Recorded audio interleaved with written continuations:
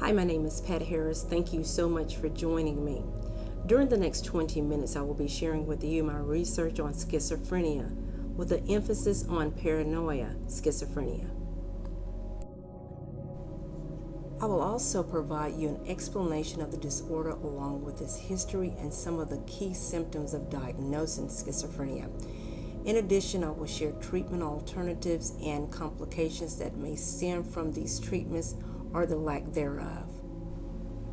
Schizophrenia have been defined as a psychotic disorder in which personal, social, and occupational functioning deteriorate as a result of strange perceptions, unusual emotions, and motor abnormalities. Now, even though schizophrenia is one of the most common psychotic disorders, it continues to be the most poorly understood by many people. Contrary to popular belief, it does not involve a Jekyll and Hyde type of split personality. Instead, it means that all the attributes that go into the makeup of the human personality, logical thinking, feelings, and expressions, perceptions, and relating to others become separated one from another. Now, to break things down just a bit more, schizophrenia is a disorder that makes it hard for an individual to tell the difference between real and unreal. It is a disorder that makes it difficult to think clearly. It is a disorder that makes it difficult for an individual to have normal emotional responses. It is a disorder that makes it difficult for an individual to act normally in social situations. It is a serious mental disorder characterized by disordered thoughts, delusions, hallucinations, and often bizarre behavior. If you've ever wondered, here's a small clip of a paranoid schizophrenic.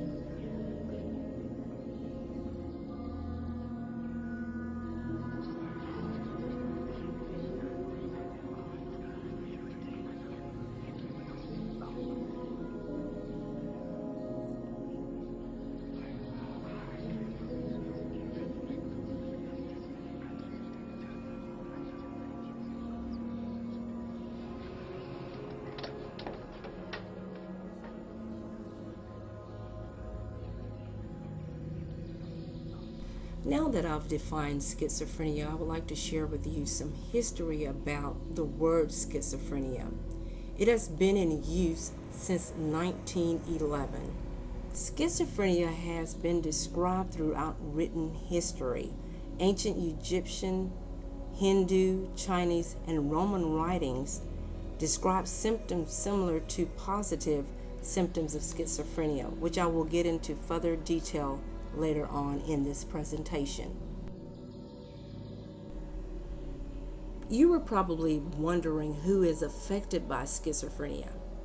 Schizophrenia affects approximately 1 to 100 people in the world, and 2.5 million of Americans are currently diagnosed with the disorder. Men and women are equally likely to be diagnosed with the disorder. Now, the age of diagnosis is usually between the age of 18 and 25. However, schizophrenia usually first appears between the late teens and the mid-30s. Now, the Diagnostics and Statistical Manual calls for the diagnosis only after the signs of the disorder continues for 6 months. People must also show a deterioration in their work, their social relations, and the ability to care for themselves. There are 5 subtypes of schizophrenia. The first subtype is disorganized, which is characterized by confusion, incoherence, flat or inappropriate affect. The second subtype is catatonic, which is characterized by psychomotor disturbance of some kind. The third subtype is paranoid, which is characterized by an organized system of delusions and auditory hallucinations. The fourth subtype of schizophrenia is called undifferentiated. It is characterized by symptoms which fit no subtype. It is a very vague category. The fifth and final subtype of schizophrenia is called residual, characterized by symptoms which have lessened in strength and number.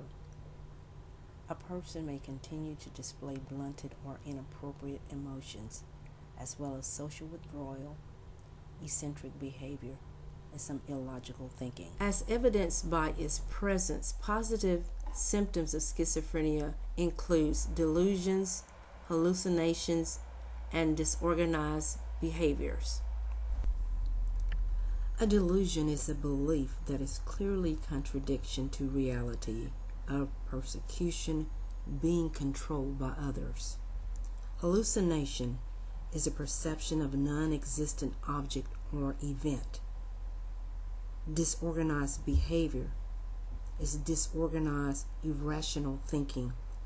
There's a great difficulty in sorting out plausible, logical conclusions from absurd ones.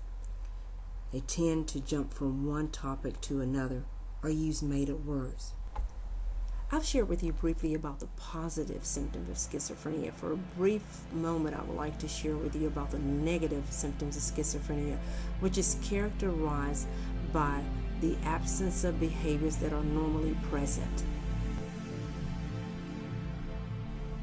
The negative symptoms of schizophrenia include social withdrawal, mood disturbance, and reduced motivation. Now, without saying, social withdrawal is when an individual just stops associating with the world. Mood disturbance is an emotional flatness, dull, empty facial expression. And then, of course, reduced motivation is overall decreased interest. Now, the cognitive symptoms of schizophrenia include poor memory, attention deficit, and executive dysfunction.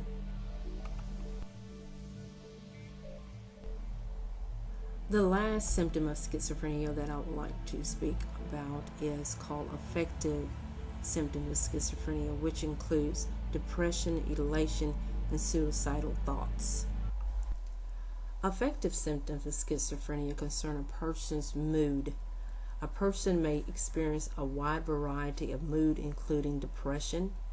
An individual may also seek to cause harm to himself or herself. Behavior may seem out of place, which results in others avoiding someone with the mental.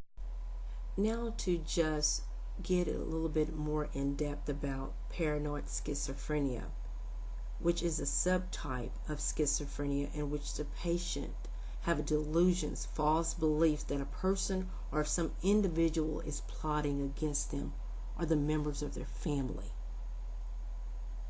An individual with paranoid schizophrenia may spend a disproportionate amount of time thinking of ways of protecting themselves from predators and persecutors. Typically, a person with paranoid schizophrenia has fewer problems with memory, dulled emotions, and concentration compared to those with other subtypes, which allows them to think and function more successfully. Even so, paranoid schizophrenia is a chronic, long-term, lifelong condition which may eventually lead to complications including suicidal thoughts and behavior.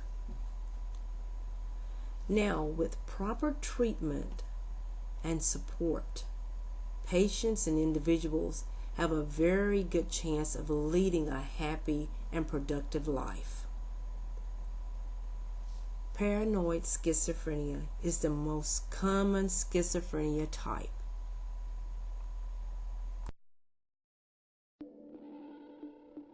We are all endangered in a way, and if we are stressed or bothered by things that are unnecessary, we could get it too. Now let's briefly talk about the signs and the symptoms of paranoid schizophrenia. What exactly is a symptom and what exactly is a sign?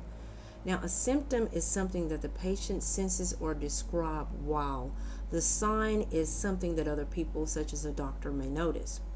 Now, the signs and the symptoms of paranoid schizophrenia: the patient will have relatively stable, frequent paranoid delusions, and these are usually accompanied by auditory hallucinations, hearing things that are not there, perceptual disturbances as well.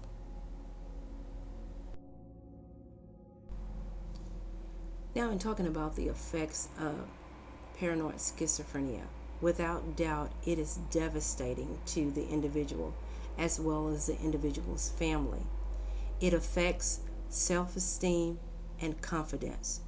The individual is basically on an emotional yo-yo.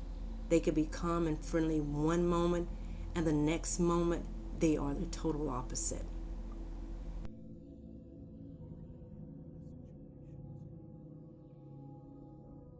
It is very difficult to predict and assume causes of any mental disorder, but here are some probable factors that could cause paranoid schizophrenia personality.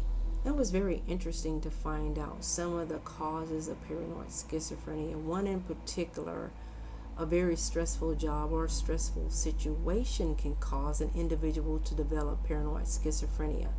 For example, a bodyguard or security guard whose job is to look for potential dangers everywhere could become schizophrenic by obsessing over hidden dangers. That's very interesting. Then the other area of substance abuse through drugs and alcohol, and the third area, viral infections and poor health. Paranoid schizophrenia is the most prevalent type. Approximately 40% of all schizophrenic cases are paranoid in nature. Here are some of the key symptoms of paranoid schizophrenia: hearing voices and sounds that are imaginary, always suspicious of other people's intentions, very condescending in an arrogant manner, tends to argue and fight out situations, harbors feelings and ideas of suicide, and of course delusions. These are some of the key symptoms of paranoid schizophrenia. Also, some of the key symptoms in paranoid schizophrenia is extensive feeling of loneliness. The individual may be very reserved and withdrawn, sizing up people as a potential threat, a violent and defensive thought process. Treatment and recovery. Currently, there is no cure for schizophrenia, but it can be managed and treated through medications and supportive therapies. Schizophrenia, new hope, new recovery. Despite the widespread misconception that people with schizophrenia have no chance of recovery and improvement, the reality is more hopeful. Think of schizophrenia as similar to a chronic medical condition like diabetes. Although currently there is no cure, it can be treated and managed with medication and supportive therapies. A diagnosis of schizophrenia is not a life sentence or ever worsening symptoms and hospitalizations. Recovery is possible. In fact, the majority of people with schizophrenia get better over time, not worse. According to the UK's Royal College of Psychiatrics, for every 5 people who develop schizophrenia, 1 in 5 will get better within 5 years of their first episode of schizophrenia. 3 in 5 will get better but will still have some symptoms. They will have times when their symptoms get worse. 1 in 5 will continue to have troublesome symptoms. What does recovery mean? Recovery from schizophrenia is a long life process. It doesn't mean you won't experience any more challenges from the illness or that you'll always be symptom free. It does mean that you are continuing to work toward your goal.